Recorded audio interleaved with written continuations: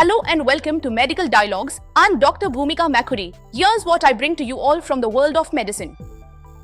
Mother's acetaminophen use linked to elevated ADHD risk in children, says study. The risk of developing ADHD was 3 times higher among children whose mothers used the pain relief drug during pregnancy, according to a study published in Nature Mental Health. Prior research shows that upward of 70% of pregnant women use acetaminophen during pregnancy to control pain or reduce fever. The drug, which is the active ingredient of many pain relief medications, is one of the few considered safe to take during pregnancy by the US Food and Drug Administration. The new findings suggest, however, that doctors should reconsider prescribing medications with acetaminophen to mothers during pregnancy, the researchers said. Most of the prior studies asked women to self-report whether they had taken Tylenol or anything that contained acetaminophen, said Ledwather Brennan Baker, a researcher at Seattle Children's Research Institute. This medication was also approved decades ago and may need re-evaluation by the FDA, said Satyanarayan, the paper's senior author. Acetaminophen was never evaluated for fetal exposures in relations to long-term neurodevelopmental impacts. Despite acetaminophen's classification as low risk by regulatory agencies such as the FDA,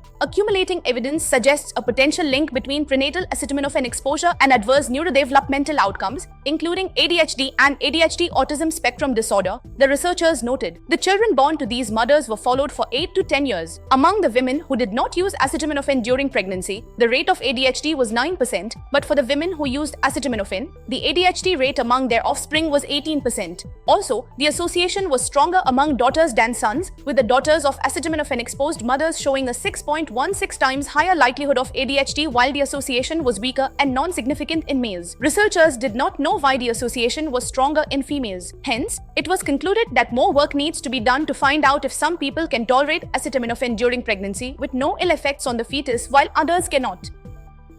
That's all for today. Stay tuned to Medical Dialogues for latest update. Never miss a medical update from Medical Dialogues.